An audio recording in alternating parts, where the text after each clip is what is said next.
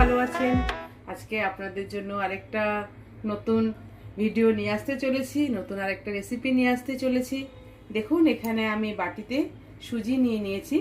আজকে সুজি দিয়ে একটা হেলদি জলখাবার বানাবো, তো সেই রেসিপিটা আজকে আপনাদের সাথে শেয়ার করব। তো এখানে আমি প্রায় 150 গ্রামের মতো সুজি নিয়েছি।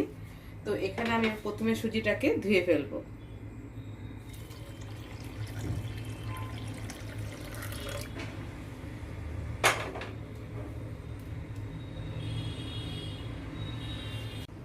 সুজি দেখুন আমি ধুয়ে রেখেছি। এবার এর মধ্যে আমি 4 চামচ টক দই দিয়ে দিচ্ছি। টক দই দিয়ে আমি সুজিটাকে 10-15 মিনিট রেখে দেবো। ভালো করে মাখিয়ে নেব।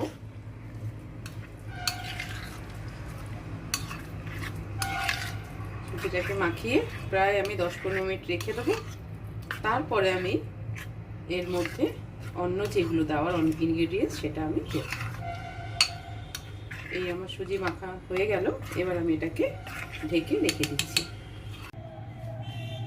দেখুন সুজি এখানে আমার 15-20 মিনিটের মতো আমি ভিজিয়ে রেখেছিলাম। এবার এর মধ্যে যে সবজিগুলো দেব, এই কালারফুল সবজি, দেখুন এখানে আমি ক্যাপসিকাম নিয়েছি, এইভাবে কুচি কুচি করে কেটেছি। বিনস নিয়েছি, গাজরকে গ্রেট করেছি, আর পেঁয়াজকে ছোট ছোট করে কেটেছি। এবার সবজিগুলো এক এক করে আমি এর মধ্যে দিয়ে দিচ্ছি।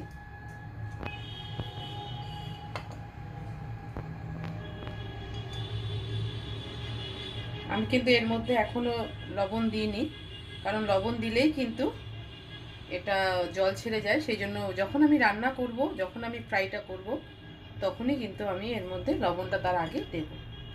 এবার আমি সবজি দিয়ে এটাকে ভালো করে মেখে নিচ্ছি।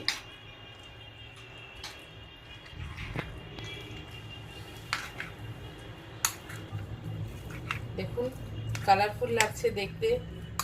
এটা কিন্তু খুবই হেলদি। বাচ্চারা অনেক সময় ভেজিটেবল খেতে চায় না, আপনারা এইভাবে যদি করে দেন বাচ্চারা কিন্তু খুব ভালোভাবে খাবে।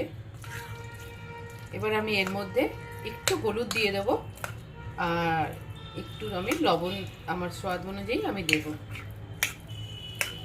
আমি কিন্তু এখানে কাঁচা লঙ্কা কুচি করে দিইনি, আপনারা চাইলে এর মধ্যে এরকম করে কুচি করে কাঁচা লঙ্কা দিতে পারেন।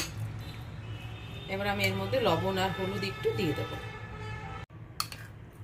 নুন আর দেখুন হলুদ দিয়ে দিয়েছি। আমি কিন্তু হলুদ 1 পিঞ্চ দিয়েছি, আর আমি লবণটাকে টেস্ট অনুযায়ী দিয়েছি। আমার এখানে পুরোপুরিভাবে ব্যাটারটা তৈরি হয়ে গেছে। এবার আমি এটা ফ্রাই করব। দেখুন এখানে ফ্রাইং প্যান বসিয়ে দিয়েছি। আমি পেঁয়াজটা এইভাবে কেটে নিয়েছি হাফ করে। তো এবার পেঁয়াজটা দিয়ে আমি ঘিটা মাখিয়ে এর মধ্যে প্যানে দিয়ে দিচ্ছি। আপনারা চাইলে ডাইরেক্টও করতে পারেন, তো আমি এইভাবে দিচ্ছি। এইভাবে করলে ফ্রাইটা খুব ভালো টেস্ট হয়, একটা ভালো ফ্রেগনেন্স আসে।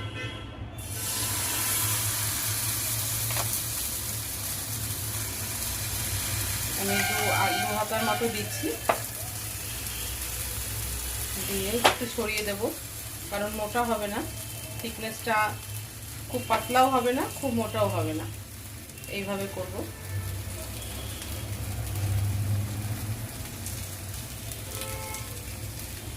যতটা ছড়ানো যায় আমি ততটা ছড়িয়ে দিচ্ছি। এবার আমি এর মধ্যে কিছুটা পনিরকে গ্রেট করে রেখেছিলাম, এই পনিরটা ওপর থেকে দিয়ে দিচ্ছি।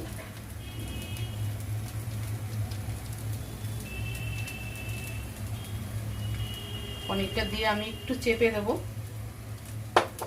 চেপে দিয়ে তারপরে আমি ওটাকে আস্তে আস্তে ফ্রাই হতে দেব। মিডিয়াম ফ্লেমে হবে, হাই ফ্লেমে করব না, তাহলে ভেতরটা কাঁচা থেকে যাবে। এবার এটা আমি ঢেকে দিচ্ছি। আমি ওপরে একটু হালকা ভেজিটেবল অয়েল দিয়ে দিচ্ছি, যাতে পিঠটাও ফ্রাই ভালো হয়। তো এবার আমি এটাকে উল্টে দেবো। দেখুন এই পিঠটা আমার হয়ে গেছে। খুব সাবধানে আবার উল্টাতে হবে, ধীরে ধীরে এটাকে উল্টে দেবো।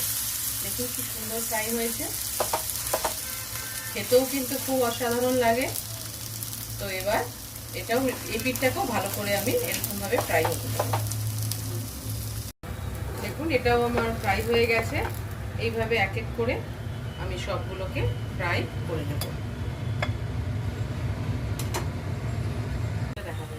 নামিয়ে দেবো। তো দেখুন আজকে আমার যে সুজি দিয়ে ব্রেকফাস্ট যেটা করেছি এটা কমপ্লিট হয়ে গেছে। এটার নাম হচ্ছে সুজির চিল্লা। তো এটা আমি টক দইয়ের সাথে আজকে সার্ভ করব। তো আপনাদের রেসিপিটা যদি ভালো লাগে অবশ্যই কমেন্ট বক্সে জানাবেন।